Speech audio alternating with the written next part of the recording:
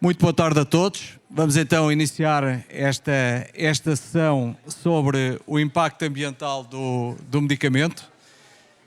Eu pedia que se sentassem, por favor, para podermos começar a sessão, porque eu tenho ordens estritas de ter que cumprir os tempos e, portanto, também peço aos oradores para, por favor, cumprirem os 10 minutos da apresentação, para que nós possamos ainda ter tempo de abrir a discussão à plateia e a plateia poder participar. Portanto, esta sessão é sobre o impacto ambiental do medicamento. Nós estamos aqui todos porque acho que ninguém tem dúvidas que a saúde tem um impacto no ambiente, o ambiente tem um impacto na saúde e muitas vezes o impacto da saúde no ambiente não é propriamente positivo. E dentro do impacto negativo ou dos efeitos negativos que a saúde pode ter no ambiente, o medicamento tem um papel muito importante nessas alterações, nesse impacto. E é por isso que eu penso que esta sessão é interessante pelo tema, mas é interessante também pelos oradores, que nós hoje temos o prazer de poder ter aqui e dar visões complementares sobre esta problemática do impacto ambiental do medicamento. Portanto, eu quero agradecer a todos a presença e a disponibilidade para poderem participar nesta sessão. Eu, sem perder mais tempo, daria já o palco ao primeiro preletor. O primeiro preletor eu vou tirar os títulos, se não se importam, e, portanto, é o Damià Barceló. Damià Barceló é professor do Departamento de Química e Física da Universidade de Almeria, em Espanha. É um cientista de referência internacional, basta clicar ou googlar pelo nome dele, nas áreas da sustentabilidade ambiental, com trabalho na gestão e proteção da água. Eu tenho aqui muito mais sobre o currículo, mas peço autorização para fazer esta breve apresentação mais breve sobre o Damià Barceló, agradecer a presença, e o tema é o impacto ambiental do ciclo do medicamento. Portanto, por favor, Damià, 10 minutos.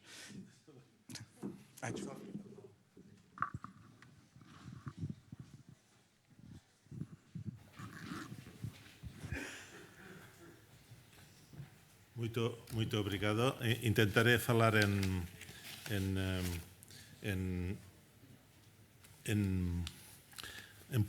portuñol, como mi colega. Mi portuñol no es tan bueno como el suyo.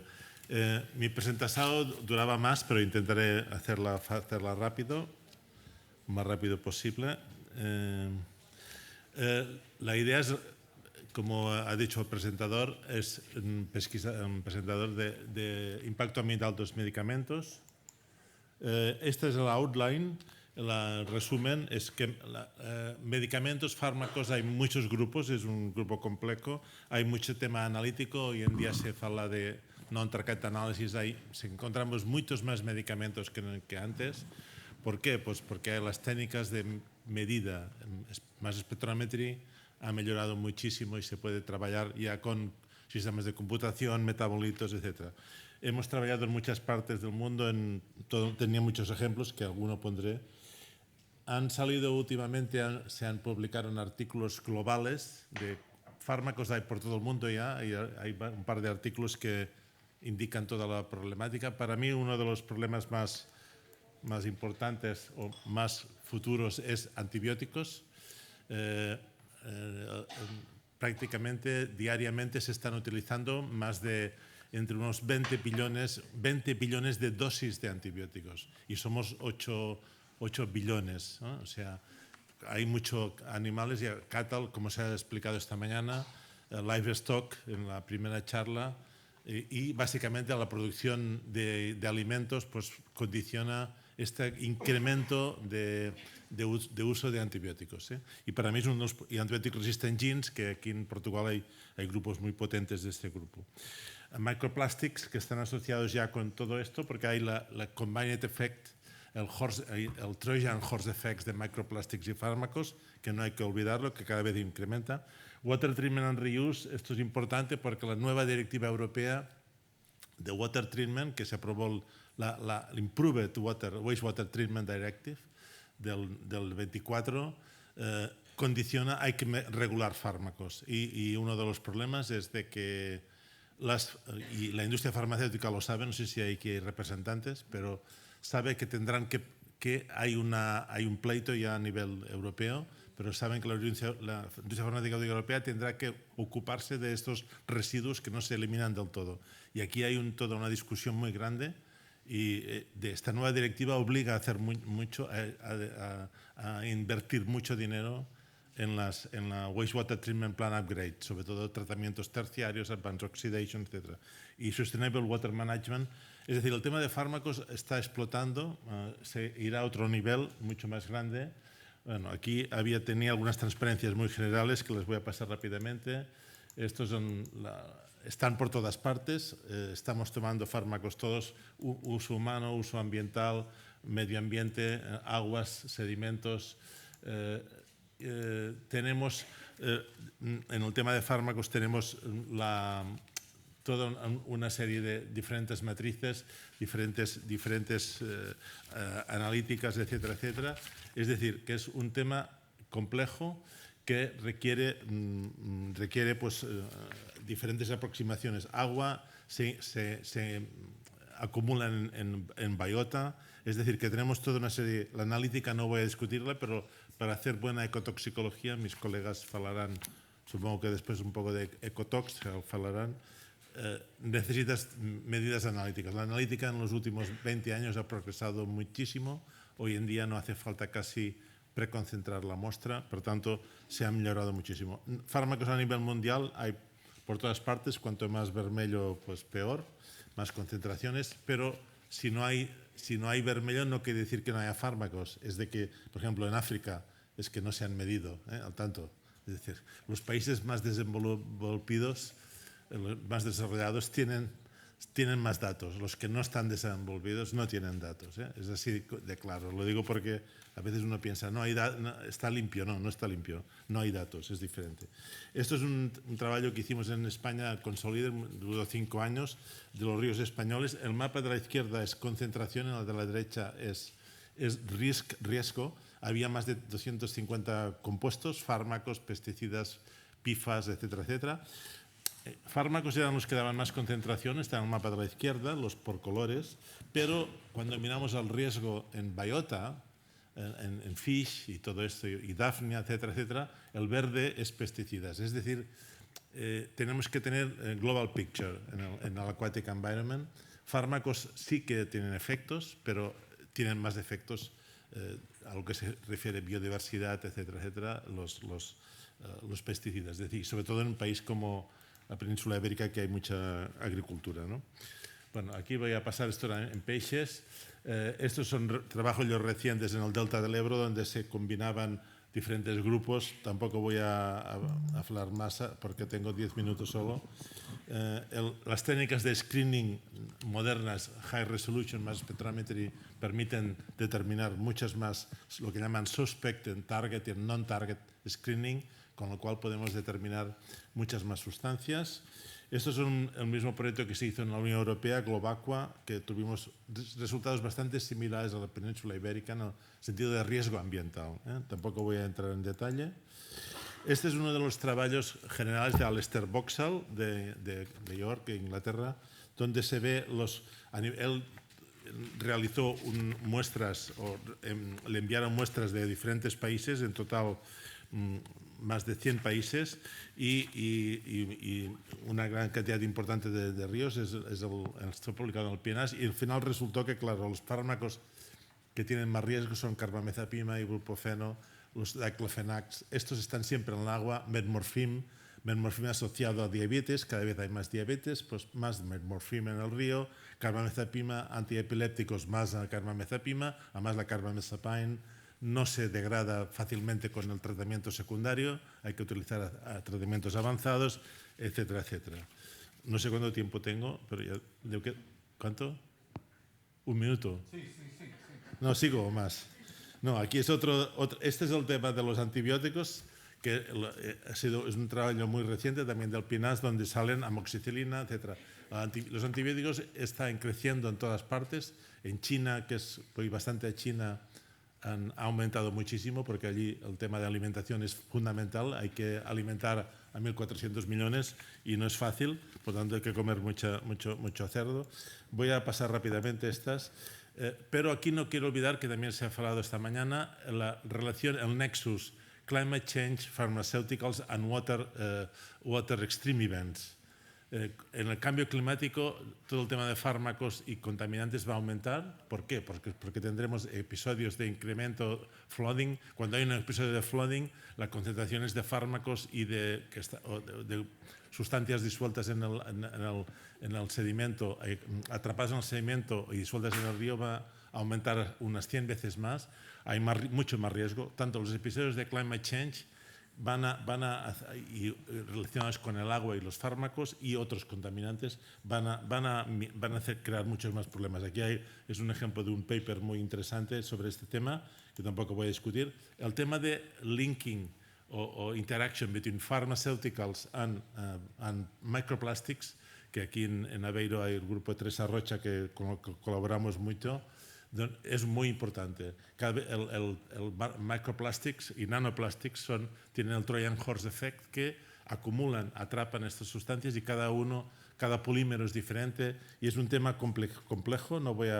Esta es la directiva que os quería comentar. Esta directiva obliga por primera vez a medir fármacos, microplastics en water, en el wastewater treatment, a eliminarlos y además en el sewage sludge, con lo cual esto va a traer grandes problemas.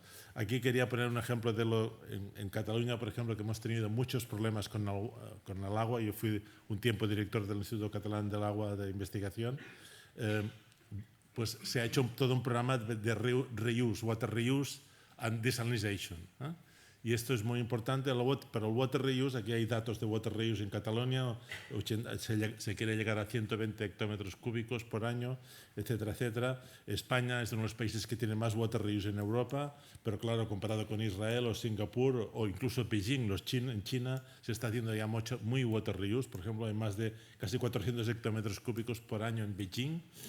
China se ha dado cuenta de que tendrá problemas de water scarcity y esto quiere decir eliminar contaminantes, y hacer la water reuse requiere un tratamiento adicional avanzado.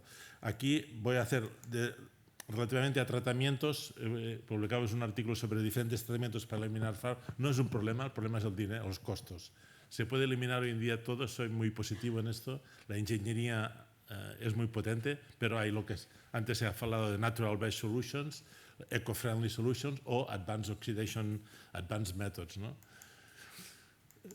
Esto es la agricultura, está por Arabia Saudí. Allí el riesgo que tenemos de water, esto es una colega que se murió de cáncer lamentablemente el año pasado, que trabajábamos juntos. Estos son microplastics y pharmaceuticals en water reuse en Saudi Arabia. El problema de water reuse y food, esto cada vez más lo vamos a sufrir con el cambio climático. Tendremos que hacer más water reuse, con lo cual puede haber el riesgo de edible plants, habrá que medirlo. De momento no hay riesgo, pero y aquí hay unos datos de esto. Los environmental effects son evidentes. Esto es un trabajo de los primeros, el primero que hicimos, que publicado en el año 2000, donde endocrine disrupting effects near Barcelona, cerca de Barcelona, sobre una empresa de curtumos, de tanneries, que provoca cambio de sexo en los peces. Aquí el salmón, este es un trabajo muy reciente del salmón que se acumula benzodiazepines en el cerebro y que produce migraciones, cambios en la migración. Esto es un trabajo de science muy reciente. Es decir, los fármacos afectan al medio acuático. Y aquí voy a terminar. voy a estar terminando ya. Tenemos que considerar fármacos, diferentes tipos de fármacos, climate change, el incremento importantísimo de antibióticos sobre todo para livestock, para lo que son, hay que dar de alimentar a mucha más gente, por tanto hay que dar más. No hay que olvidarse de este nexus, que el cambio climático esto va a provocar muchos más problemas, antibiótico resistant genes. Y aquí, ya para terminar, take home message, pues bueno, tenemos que mejorar el tema del agua, water reuse, qué tipo de agua vamos a utilizar, water management. Se está hablando ya de biodesalinizadoras. Esto es un trabajo muy reciente de Inglaterra, con algas y sistemas más friendly de biodesalination. Necesitaremos más agua, más limpia, y evidentemente todo esto pues va a generar toda una filosofía. El water reuse es muy importante, pero evidentemente el tema de los fármacos, que siempre están ahí, tendremos que eliminarlos, pero nunca llegaremos a eliminarlos del todo, con lo cual habrá que ver todos estos problemas. Y para terminar, os quiero mostrar un congreso que hago en Barcelona en noviembre, precisamente de fármacos, de riesgo de fármacos en medio ambiente. Si alguien está interesado, tengo aquí algunos panfletos. Thank you very much. Muito obrigado por todo e desculpad la prisa. Muito obrigado, Damião. Muito obrigado pelo esforço de cumprir o tempo, que é sempre limitado, e nestes assuntos e com tanta informação para partilhar, torna-se ainda mais limitado. Eu pedia à audiência que fizesse o favor de enviar as perguntas, porque depois nós receberemos as perguntas aqui, portanto podem, no momento em que consideram pertinente fazer a pergunta, não ter que esperar pelo fim, podem enviar as perguntas e nós depois trataremos das perguntas, também de acordo com o tempo que tivermos. Eu passava já ao preletor seguinte. O preletor seguinte é o Bruno Nunes. O Bruno Nunes é farmacêutico, é doutorado em ciências biomédicas, é investigador na Universidade de Aveiro. Eu não vou, mais uma vez, vou simplificar o currículo e pedir desculpa por isso. Tem uma rica atividade, quer do ponto de vista científico, na área da toxicologia, da ecotoxicologia dos fármacos, quer do ponto de vista académico, quer do ponto de vista regulamentar. Portanto, sim. Bruno, a palavra é tua. Muito obrigado. Boa tarde a todos. Eu sou farmacêutico, tal como o professor Helder mencionou. Isso permite-me ter aqui uma perspectiva ligeiramente diferente relativamente àquilo que foi apresentado por intermédio da AMIA. Bem, eu trabalho na Universidade de Aveiro, sou licenciado em Ciências Farmacêuticas, doutorei-me em Ciências Biomédicas e, mais recentemente, integrei a Comissão de Avaliação de Medicamentos do Infarmed, onde faço análise de risco ambiental. Não é? Portanto, algumas das considerações que eu vou aqui fazer têm por base não só a atividade científica, mas também a minha intervenção como perito na Comissão de Avaliação de Medicamentos no Infarmed. Portanto, mais recentemente ainda, sou membro do Grupo de Interesse Medicamento e Ambiente da Ordem dos Farmacêuticos, que temos dinamizado uma série de iniciativas e talvez até seja nessa qualidade que eu estou mais aqui. E, portanto, eu gostaria de abrir isto com uma questão muito simples. Para quem é farmacêutico, para quem não é farmacêutico, talvez para uns e para outros a surpresa seja igual, há uma avaliação de risco de todos os medicamentos que são comercializados na União Europeia desde 2006. Okay?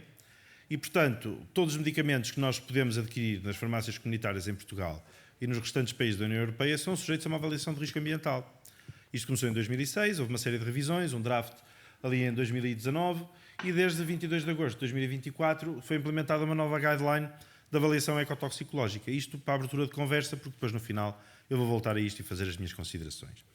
Bem, o facto é que os medicamentos, de forma similar, mas algo diferente relativamente à esmagadora maioria dos compostos que foram, enfim, o foco principal da toxicologia ambiental nas últimas 5, 6 décadas, eles reúnem em si todas uma série de características que fazem com que sejam ambientalmente relevantes.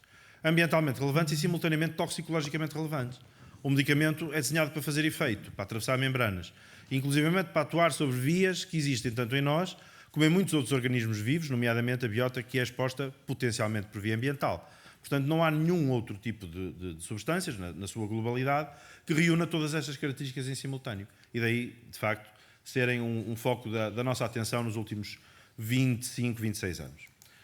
Quando nós começamos a trabalhar com medicamentos, isto no ano 99, 2000, recorremos àquilo que era habitual recorrer, ferramentas standard de avaliação de toxicidade ambiental das substâncias, que foram concebidas em meados da década de 80, evoluíram até a década de 90, ainda hoje são atualizadas, mas são ferramentas que essencialmente visam avaliar respostas como a mortalidade, como a inibição do crescimento de microalgas.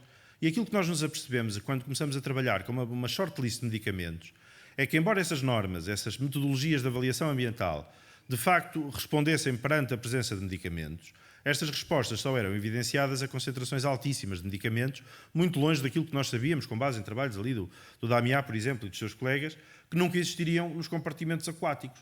Não era suposto encontrarmos concentrações de fármacos que matassem os organismos com os quais nós conseguimos trabalhar. E nós trabalhamos com vários tipos de organismos, tanto de água doce como de água salgada, e de facto estes medicamentos tinham a capacidade de provocar este tipo de alterações, mas como vos digo sempre, em ordens de grandeza muito acima daquilo que era reportado a nível ambiental. E aquilo que imediatamente no ano 2000 nós podemos concluir é que este tipo de ferramentas, num contexto de avaliação ambiental, são desadequadas. E aquilo que nós começamos a tentar fazer é procurar efeitos mais finos, efeitos adversos que evidenciassem alterações a nível comportamental, a nível metabólico e energético, da regulação endócrina, da produção e da gestão de energia, a neuromodulação, e começamos a fazer estudos que nos começaram a demonstrar que os fármacos em concentrações mas mesmo muito mais baixas, tinham a capacidade de alterar e causar efeitos adversos nesses organismos de teste. Aquilo que nós começamos a trabalhar foi, por exemplo, com comportamento. Quando começamos a trabalhar com fármacos que são neuroativos em algumas espécies aquáticas, e reparem, isto é uma breve resenha daquilo que nós fizemos, nós podíamos, enfim, elencar aqui dezenas e dezenas de espécies com as quais já trabalhamos até hoje, sempre que expuséssemos animais, nomeadamente peixes, a alguns compostos neuroativos, nós tínhamos respostas comportamentais em doses extraordinariamente baixas, na ordem da 10ª de micrograma, e às vezes, inclusivamente, até mais baixo do que isto.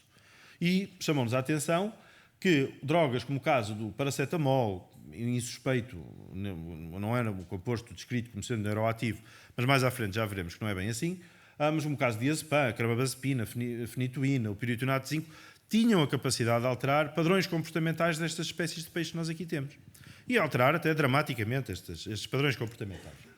Nós, quando começamos a trabalhar com o tipo de organismos, e agora passamos de vertebrados para invertebrados, poliquetas são aquelas minhocas que provavelmente alguns de vocês que pescam, de certeza absoluta que já usaram isto como isco para a pesca, nós começamos a perceber que mesmo este tipo de animais, quando expostos a antibióticos, como neste caso a ciprofloxacina, evidenciavam também alterações comportamentais.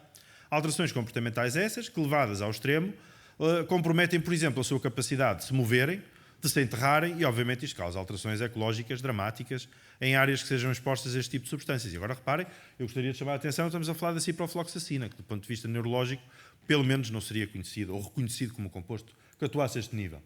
Depois, aquilo que nós nos apercebemos também é que sempre que testávamos um medicamento, testávamos outro ou associávamos os dois, tínhamos respostas que inclusivamente ultrapassavam em muito as respostas individualizadas de quando expunhamos os animais a um medicamento de forma isolada.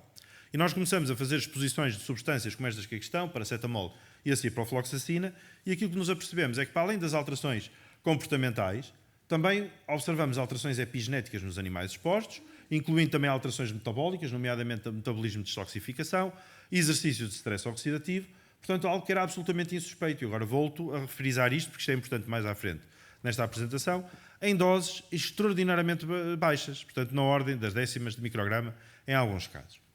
Aquilo que também nós nos fomos apercebendo é que não só os animais respondiam perante a exposição a fármacos, mas também plantas. E temos aqui alguns trabalhos com plantas aquáticas, nomeadamente com macrófitas, são espécies standard em toxicologia ambiental, e aquilo que nós nos apercebemos é que, para além de alterações que eram similares em tudo àquilo que nós já tínhamos observado em animais, também punham em causa a produtividade destas espécies. Ou seja, mesmo os fenómenos que subjazem a fotossíntese eram questionados, eram colocados em causa pela exposição a este tipo de medicamentos em doses extraordinariamente baixas. Portanto, agora, quando nós começamos a trabalhar com paracetamol, e o paracetamol foi de facto uma substância com que nós já trabalhamos bastante e ainda continuaremos a trabalhar, nós fomos-nos apercebendo que, pelo menos com base nas indicações que nós tínhamos para modelos animais clássicos, como o caso dos roedores, era uma substância com capacidade em doses excessivas de causar stress oxidativo. Aquilo que nós fizemos foi começar a trabalhar pelo stress oxidativo com diversas espécies, nomeadamente espécies aquáticas, e trabalhamos com peixes, trabalhamos com poliquetas, trabalhamos com moluscos, com bivalves, com crustáceos. Portanto, temos aqui uma longa lista de espécies com as quais trabalhamos. E para além do stress oxidativo, bem, stress oxidativo obviamente observamos, não é? Isto não seria propriamente novo porque estava descrito para modelos como o caso dos roedores. Agora, aquilo que nós nos apercebemos é que, para além do stress oxidativo, o paracetamol, ou sempre que algumas espécies de crustáceos contactavam com paracetamol, as alterações eram pronunciadíssimas. E sempre que nós fazíamos aquilo que nós designamos como curvas de distribuição de sensibilidade, observámos que sempre no extremo da curva, as espécies mais sensíveis correspondiam sempre a espécies de crustáceos. Isto levou-nos à conclusão de que o paracetamol, que é uma substância, enfim, de utilização extremamente vulgarizada a nível internacional, tinha a capacidade, no caso dos crustáceos, de funcionar como um disruptor endócrino, ou seja, afetando o processo da muda da carapaça dos animais. Isto, provavelmente, a esmagadora maioria da plateia pode não dizer nada, mas uma espécie de crustáceos, se é exposta a agentes que impedem a muda da sua carapaça, estes crustáceos não crescem. Não crescem, não se reproduzem e, portanto, do ponto de vista ecológico, esta sua posição pode fazer perigar o funcionamento correto do ecossistema.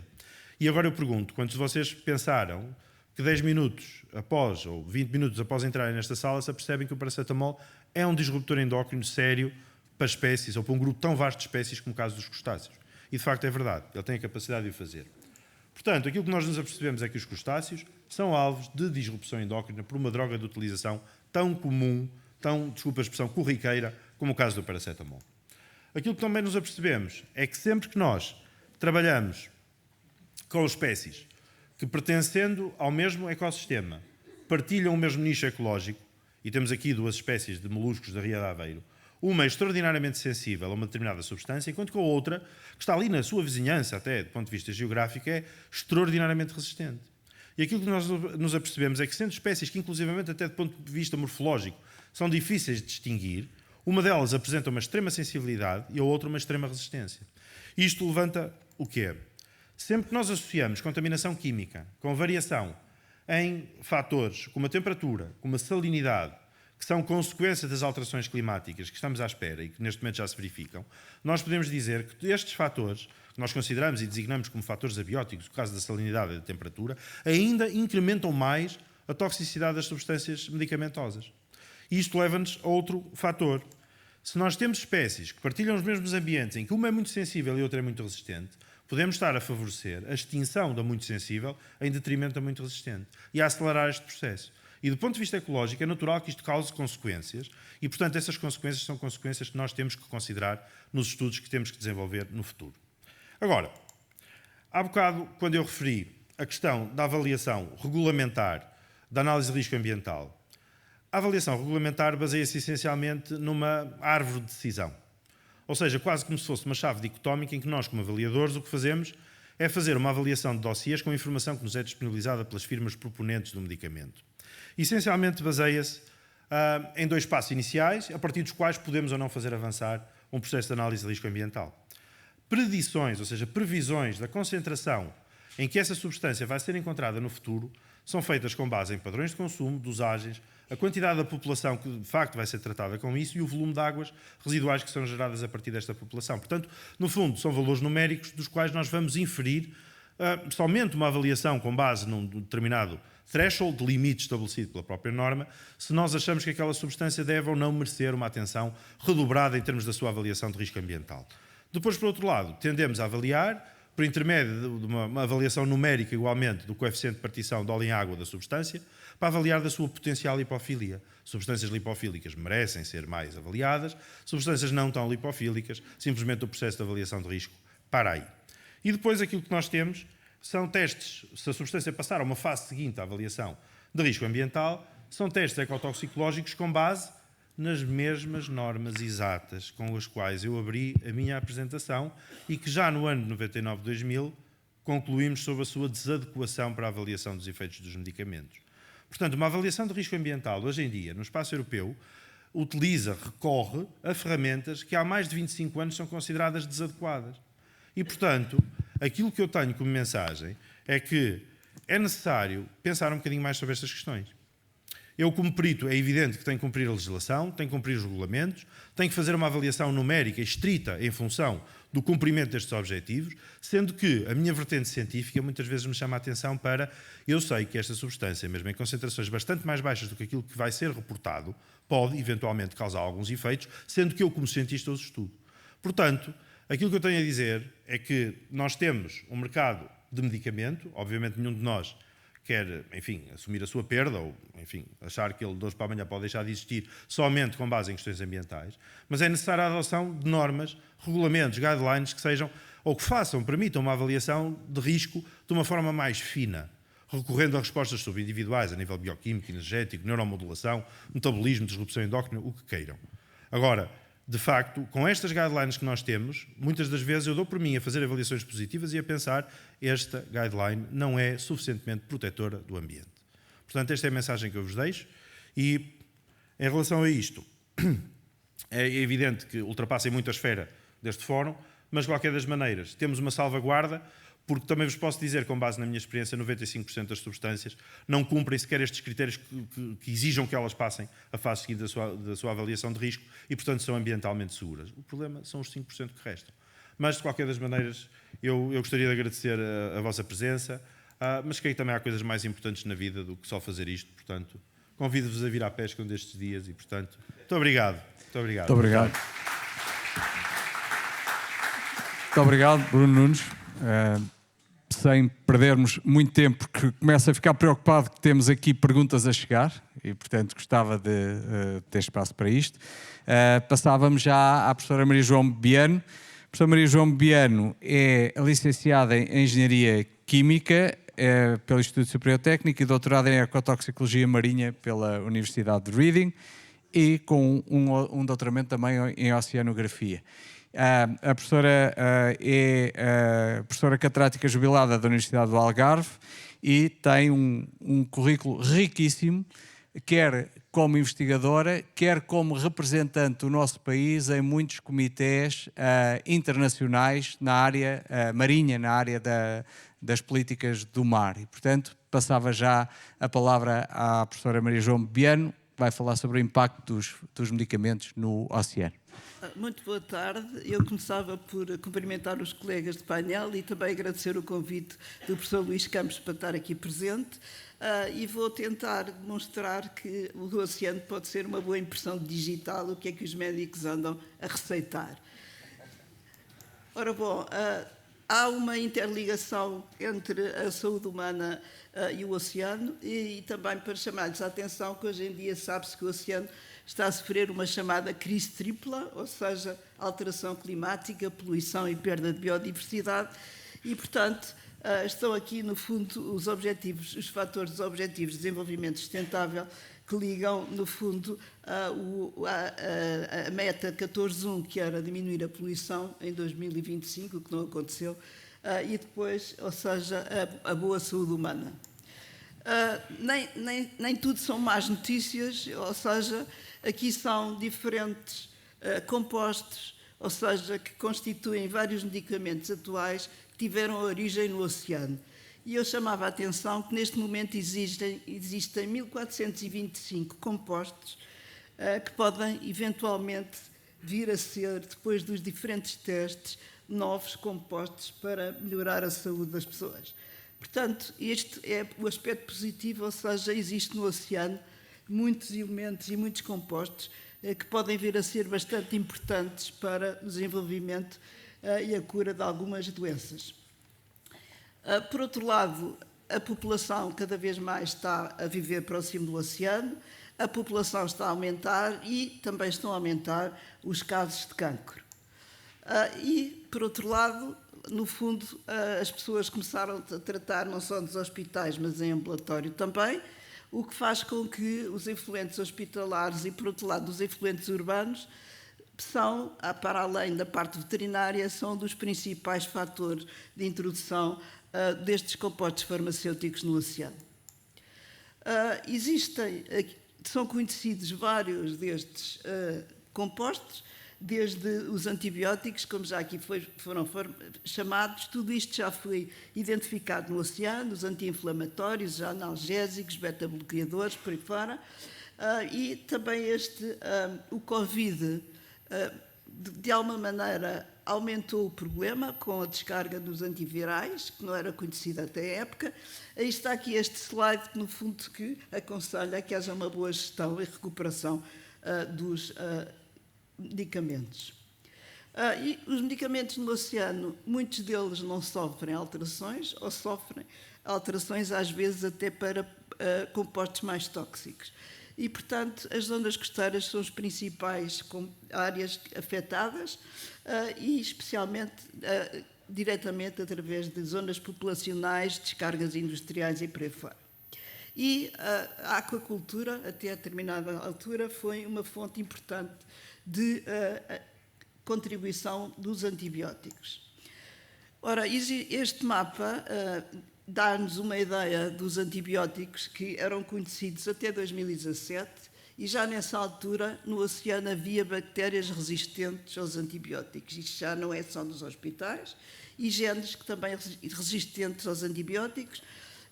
O facto de não haver ali completamente dados é porque não há informação, mas a informação continua a aumentar e as descargas são bastante grandes em alguns locais, como na Europa Ocidental, na Ásia e na região africana, e no Mediterrâneo há ali uma zona fortemente contaminada por antibióticos. Se bem que a União Europeia tenha proibido a utilização de antibióticos na aquacultura, é na União Europeia. Nós não nos podemos esquecer disso, porque o resto do mundo continua a permitir que isto aconteça. Ora, por outro lado, isto são dados reais de 2 hectares no sul do país. Ou seja, os tratamentos são diferentes e estes são a quantidade de compostos que se encontram nestas hectares, na saída. Estas situam-se na Ria Formosa, onde neste momento há uma diminuição clara de produção de bivalves, e temos aqui os diferentes compostos, e ali está o diclofenac, porque eu penso que sabem o que é o diclofenac, e que neste momento isto é Voltaren conhecido, que neste momento a União Europeia considera um dos componentes perigosos nesta área. Portanto, estão a ver que aqui nós estamos a introduzir no oceano tudo isto. Depois, se formos para o sul do país, nós podemos, como eu costumo dizer, é muito interessante verificar que na zona de Portimão, onde há gente mais jovem, temos Prozac que chega no oceano, e como vamos para o Guadiana, a população é mais antiga e, portanto, está tudo cheio de dores, é o que isto reflete portanto, na zona costeira nacional. Isto replica-se mais para cima e, portanto, mas mais uma vez, em qualquer destas áreas, isto é no oceano, temos o tal diclofenac que preocupa neste momento a União Europeia. Aqui, em colaboração ali com a nossa colega da Universidade de Coimbra, que vai intervir a seguir, nós fizemos um estudo em que o Prozac, nos mexilhões, transforma-se num composto ainda mais tóxico do que o composto inicial. E, portanto, isto é preocupante para aquilo que está a acontecer com os níveis de Prozac ali na zona de Portimão e noutras áreas.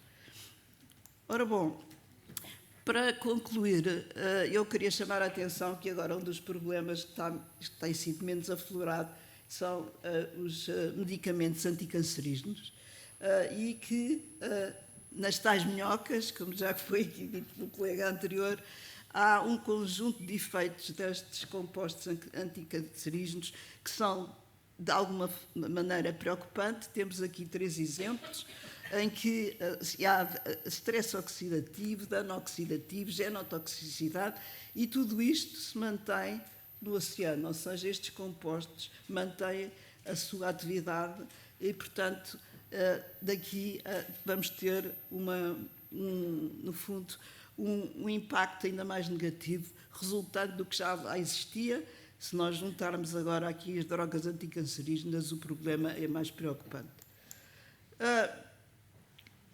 Para concluir, temos desregulamentação endócrina, temos resistência aos antibióticos, temos alterações comportamentais dos peixes, ameaças à biodiversidade e à saúde dos ecossistemas e a exposição à saúde humana através do consumo do pescado. Portanto, é um alerta. O que é que podemos fazer? Reduzir os compostos farmacêuticos, ou seja, melhorar o tratamento das hectares e que já há experiência noutros países em que isso é possível. É evidente que tem custos acrescidos, melhorar a eliminação no processo final. As indústrias da saúde precisam de minimizar o seu impacto no oceano e implementar programas de monitorização nesta área e melhorar a tecnologia das águas residuais. Eu gostava de chamar a atenção que recentemente nós tivemos aqui uma reunião sobre oceano e saúde humana, que foi um êxito, organizada por vários comitês nacionais para a década do oceano, ou seja, o inglês, o americano, o irlandês, o belga e o português, claro. Neste momento já existe, no fundo, um policy brief que já foi adotado pela Unesco e pela década da ciência do oceano. E, portanto, nós temos que fazer alguma coisa pelo ambiente, senão o oceano poderá continuar a existir, mas os seres humanos não podem continuar a existir sem oceano. Muito obrigada. Muito obrigado, professora. Passaríamos agora à última intervenção, Angelina Pena. Angelina Pena é professora da Universidade de Coimbra, tem uma desenvolvida carreira e com um trabalho reconhecido na área da monitorização de resíduos, medicamentos e amostras ambientais, mas também na área da segurança alimentar. Não tem a apresentação. Não temos a apresentação. Pronto.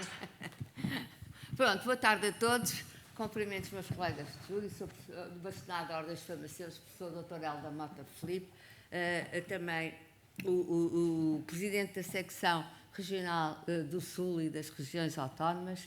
É um gosto estar aqui. Os meus colegas oradores, que é também um gosto de revê-los e também já introduziram o tema e a problemática que advém da presença de resíduos de medicamentos no ambiente. A comunicação que eu venho apresentar intitula-se Perspectivas para a redução do impacto ambiental dos medicamentos em Portugal e, dado o tempo inerente a esta comunicação, eu vou apresentar os modelos de mudança que decorrem na Europa no momento atual em que se vive uma alteração da legislação farmacêutica e, muito sucintamente, apresentar as ações futuras que têm a ser implementadas e dar um contributo para a discussão do tema. Muito sucintamente, porque também já tudo foi dito, o medicamento é um contaminante ambiental específico, por todas as características que meus colegas já aqui referiram, constitui uma preocupação de saúde pública a nível mundial, uma vez que foi desenvolvido para ter um efeito biológico, para atravessar as barreiras celulares e, por isso, pode exercer toxicidade a concentrações muito baixas.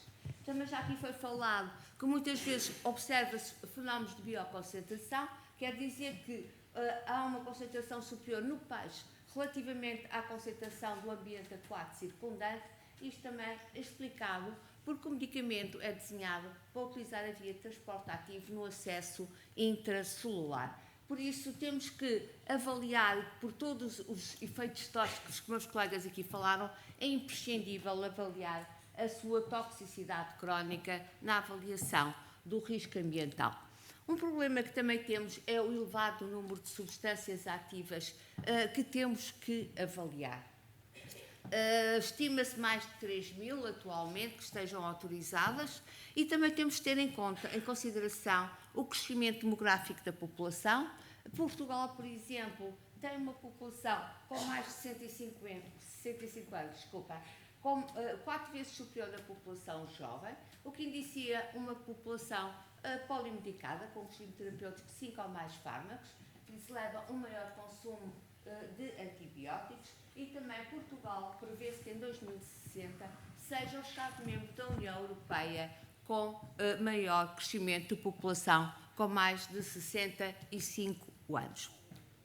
Também realça aqui um problema grave de saúde pública a nível mundial, que é o aumento das doenças crónicas não transmissíveis, que vem a aumentar nos últimos anos, são responsáveis por mais de 70% das mortes a nível mundial e muitas delas podem ser evitadas. Temos que atuar aqui na prevenção. E isto também indicia um consumo crónico e crescente de alguns grupos farmacoterapêuticos. Por isso há um aumento aqui no meio aquífero e também se faz uma pergunta perante este número elevado de substâncias ativas. O que é que nós conhecemos? Conhecemos os dados de consumo, o consumo crescente dos medicamentos que se tem verificado nas últimas 3 décadas principalmente, não só o consumo, mas também o número de substâncias ativas que têm sido desenvolvidas e autorizadas. Conhecemos as suas propriedades fisicoquímicas, a sua farmacocinética, a sua farmacodinamia, a sua toxicidade.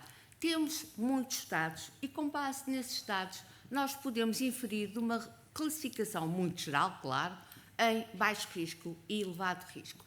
As propriedades fisicoquímicas ditam o seu comportamento no ambiente, a sua mobilidade, degradação, persistência, o seu comportamento face aos tratamentos desetados, o que também podemos prever a sua concentração ambiental e toxicidade.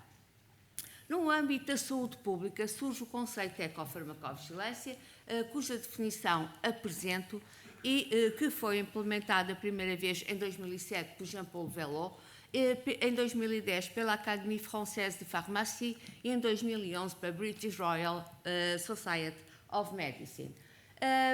É uma área multidisciplinar que engloba diferentes campos da área da saúde humana e da saúde ambiental, sendo isso imprescindível a comunicação e cooperação efetiva entre os diferentes especialistas destas áreas, a classe farmacêutica, a classe médica, as academias, as entidades reguladoras, etc. A ESOP tem tido um papel muito ativo e, hoje em dia, a ecofarmacovigilância é parte integrante da farmacovigilância.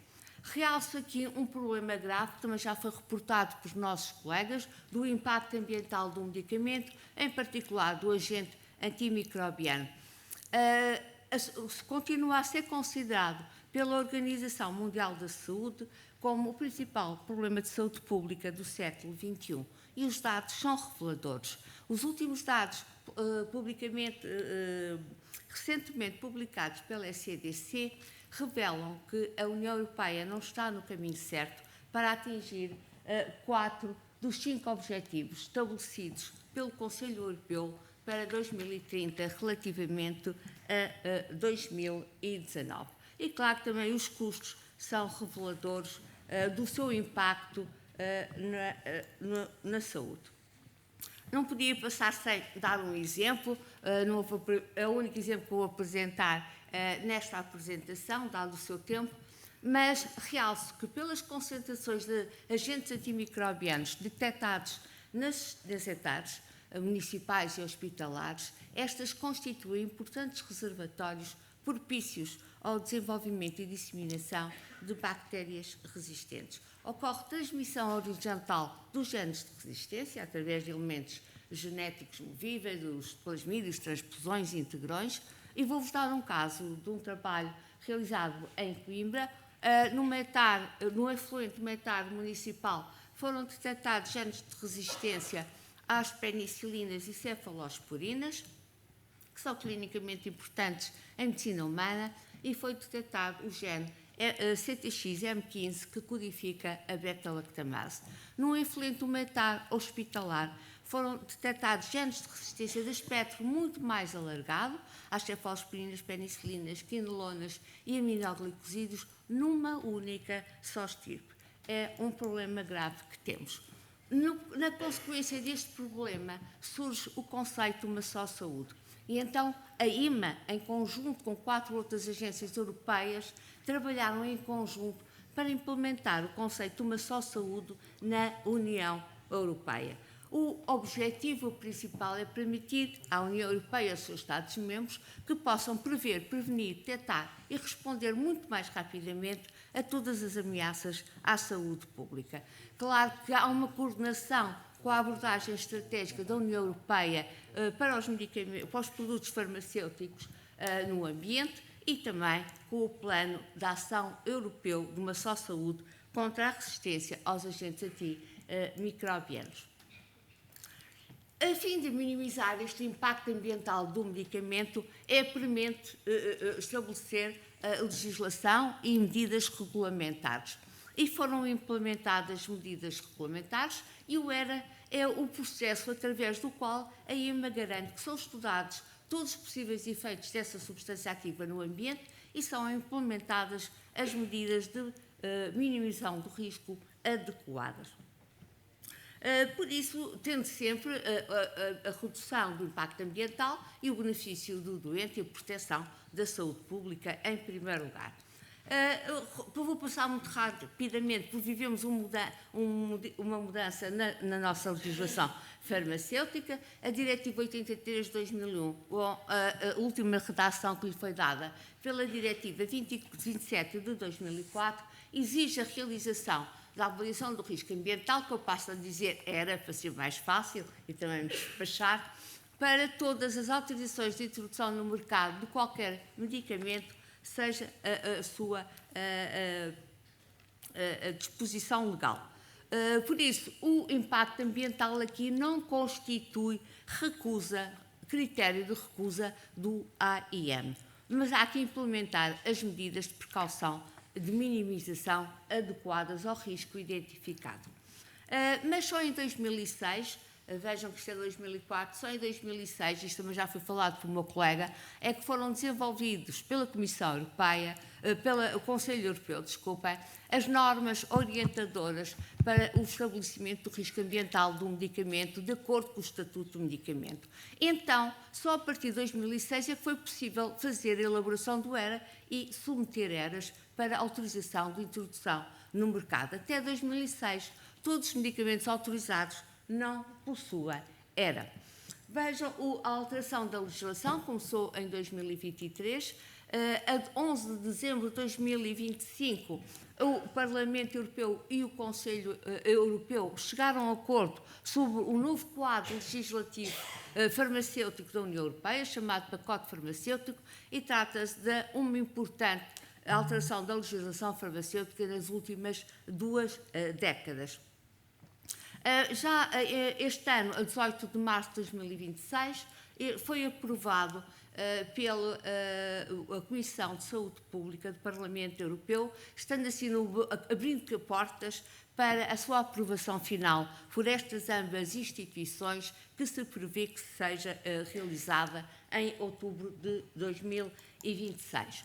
E para terminar, vou realçar as principais alterações propostas no ERA com esta nova legislação.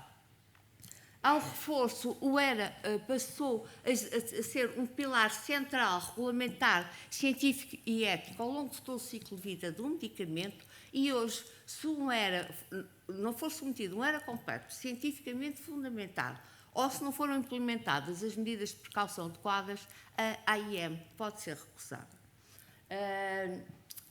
A autorização do ERA também é obrigatória para todos os medicamentos que foram aprovados antes de 2006 e para os quais ainda não havia guideline, e necessário também fazer uma reavaliação do ERA para os medicamentos que já estão aprovados e possuem ERA. Também, só de realçar, mesmo para terminar, é obrigatório hoje fazer um estudo de resistência, do risco de resistência aos agentes antimicrobianos para a autorização e fazendo parte da integrante da avaliação do risco ambiental do agente antimicrobiano.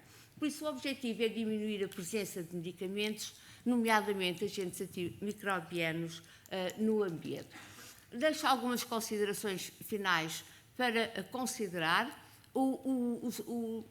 A problemática é complexa, por isso temos que pensar noutro tipo de abordagens para minimizarmos o risco ambiental do medicamento, passando pela sustentabilidade da saúde e também por uso racional do medicamento e o uso prudente do antibiótico e a prevenção da saúde pública. Lembrem-se que eu digo que aumentam muito as doenças crónicas não transmissíveis, está bem? E muitas delas podem ser evitadas. Boa tarde e muito obrigada. Muito obrigado. Muito obrigado. Nós estamos apertados de tempo. começamos 10 minutos mais tarde e, portanto, peço à organização só digamos, há uma compreensão. Eu tenho aqui 3 perguntas, que são 3 perguntas muito interessantes, mas que infelizmente, provavelmente, a decisão é não abrir a oportunidade de poder responder às perguntas. Convido quem fez as perguntas para que possa abordar os membros do painel no coffee break que se segue e, mais uma vez, como moderador, agradecer o esforço de todos de cumprirem o tempo e passaria então ao Humberto Martins, o nosso comentador. Humberto Martins é farmacêutico, é responsável pelo grupo de interesse de medicamento e ambiente da Ordem dos Farmacêuticos, tem uma carreira grande, quer na indústria farmacêutica, quer na área governamental e, portanto, passo a palavra final desta sessão ao Humberto Martins, pedindo desculpa a quem fez as perguntas o não termos a oportunidade de poder responder aqui publicamente. Boa tarde, muito obrigado. Agradecer naturalmente o convite e em nome do Grupo de Interesse Medicamento e Ambiente da Ordem dos Farmacêuticos, que temos aqui vários dos membros presentes, naturalmente agradecer ao Conselho Português de Saúde e Ambiente este desafio. Foi um painel de notável perícia, de notável ciência, com distintos investigadores, especialistas de profundo conhecimento sobre o impacto ambiental dos medicamentos. Cabe-me agora neste comentário final, porventura, meter um bocadinho de água nas palavras que vou dizer, provavelmente para diluir o tanto do conhecimento que aqui houve, e talvez temos aqui 3 ou 4 mensagens sobre a dose terapêutica eficaz. Ao Damián Barceló, agradecer a abordagem global, a colocação de um problema que não é só, naturalmente, um problema de um país, de uma região, mas a panorâmica mundial que nos trouxe, colocar a tónica, naturalmente, também aqui na nossa Ibéria, trazer-nos aqui também a noção do impacto que tem, naturalmente, nas preocupações humanas, da alimentação, da população, do crescimento, da agricultura e, naturalmente, a ligação que tem aos mares e aos rios que ficam contaminados, quer para estas atividades, quer, naturalmente, como impacto dos medicamentos, a influência de microplásticos e a grande preocupação, que fechamos depois também no final, com a utilização de antibióticos nestas atividades e com o impacto que tem na saúde humana. Deixa-nos pistas, naturalmente, maior cuidado no uso da água, tratamento, a reutilização de água, a dessalinização. Como dentro deste conhecimento também, invertendo aqui a nossa sabedoria popular, temos a grandes remédios, temos agora grandes males. Portanto, invertendo grandes males, grandes remédios nesta dimensão. Ao Bruno Nunes, naturalmente, da ecotoxicologia, introduzir-nos aqui o tema da obrigatoriedade já existente atualmente da avaliação ambiental pré-concessão da AIM dos medicamentos, mas também a noção e os conhecimentos que nos traz e as preocupações que connosco partilha sobre os efeitos que já hoje encontramos, efeitos toxicológicos em peixes, em plantas, em alterações comportamentais já e inclusivamente desafiando-nos aqui a pensar naquilo que não conhecemos, quando algum dia no estudo do medicamento pensámos em estudar o efeito que teria no invertebrado. Portanto, queremos é que ele tenha no alvo, na molécula, na célula, essa intervenção e, resumindo, nesse conhecimento, trazendo-nos o paracetamol para esta discussão, portanto, alertando-nos a todos para essa importante. Portanto, mais estudo, mais monitorização naturalmente, o foco no longo prazo, tentarmos estudar e, naturalmente, conhecer esse impacto a longo prazo em alvos menos óbvios nessa dimensão e o impacto, inclusive, que pode ter para a extinção de espécies e a importância de reforçarmos a avaliação europeia. Parafraseando, talvez, pela boca morre o peixe, mas também o crustáceo e a poliqueta. Pedir também aqui a atenção sobre o que nos trouxe Maria João Bebiano, que o mar é um mar de oportunidades, realmente. Temos mais de 1.400 possíveis novos compostos que podem traduzir-se em bem-estar, em saúde, em tratamentos para todos nós. Mas também é um mar de riscos, naquilo que encontramos, naquele mapeamento que nos faz da costa algarvia consoante os hábitos farmacológicos, podemos dizer assim, a farmacoepidemiologia da sua utilização é mensurável no mar do Algarve nessa dimensão. E, portanto, também os alertas e as recomendações que nos traz sobre a utilização da água, a diminuição da intensidade, a necessidade de monitorizar, a necessidade de tratarmos melhor e de conseguirmos retirar desta água estes efeitos nesta dimensão, porque sabemos, e da sabedoria popular, quem vai ao mar avia-se em terra, mas agora aviamos também medicamentos, produtos de higiene corporal nesse mesmo mar. Terminámos com a Angelina Pena, que nos trouxe também a noção da importância e do impacto previsível da crescente preocupação que vamos ter com o envelhecimento, com as doenças crónicas, com a importância que a utilização de medicamentos naturalmente vai ter com estas condições demográficas e epidemiológicas. Introduziu-nos aqui a dimensão da ecofarmacovigilância, de monitorizarmos também os impactos da utilização de fármacos fora, naturalmente, da farmacovigilância no ser humano e as suas preocupações, naturalmente, e os estudos sobre a resistência antimicrobiana e os impactos que nos levaram a formular, em termos da Europa, do conceito One Health, como abrangendo e unindo-nos a todos nesta mesma dimensão. E também com o impacto deste conhecimento, e deu-nos aqui uma perspectiva, colocou-nos já em 2028, em que nos coloca como entrada em vigor de uma nova legislação europeia que vai ser mais exigente nas dimensões ambientais, portanto, dando consequência àquele que é o conhecimento que vimos ao longo deste painel, de termos realmente medicamentos mais seguros, mais eficazes e com qualidade, não apenas no ser humano, não apenas no seu perímetro mais próximo, mas também no ambiente, mas também naquilo que vimos aqui na sua contaminação de água. Não resisto a termos que reescrever ao Coimbra do Mondego e dos metabolitos que eu lá tive. Sintetizo assim que o medicamento tem muita ação para além do ser humano, o ambiente não tem receita, mas está a sofrer os efeitos secundários. São necessários mais estudos, mais evidência, aliás, alinhado com o nosso Dia Mundial da Saúde, que coloca as políticas de saúde naturalmente alicerçadas na evidência. Necessitamos de mais regulação, de mais exigência na aprovação, mas também no uso dos medicamentos que já estão disponíveis. Também fica claro para nós a necessidade de reduzir não só no uso do medicamento, o uso racional do medicamento, mas também reduzir a exposição a medicamentos. Quando falamos de exposição ambiental, na recolha de medicamentos, na retirada de medicamentos obsoletos e na eliminação desse risco. Precisamos, naturalmente, quando tal não é possível, tratar melhor, tratar as águas, de retirar das águas esses potenciais riscos, depois que sabemos que dos rios correm para o mar. Termino, se nunca podemos negar que nunca digas que desta água não beberei, podemos menos tentar tomá-la sem medicamentos. Muito obrigado. Muito obrigado, Humberto, por este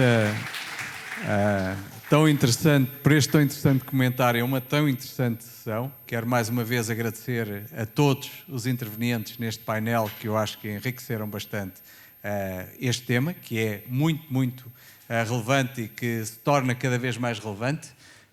Pelo impacto que os medicamentos têm no ambiente e também um aspecto que foi aqui referido, pela aplicação da nova legislação que vai ter impacto no próprio acesso aos medicamentos e no desenvolvimento dos medicamentos. Portanto, há aqui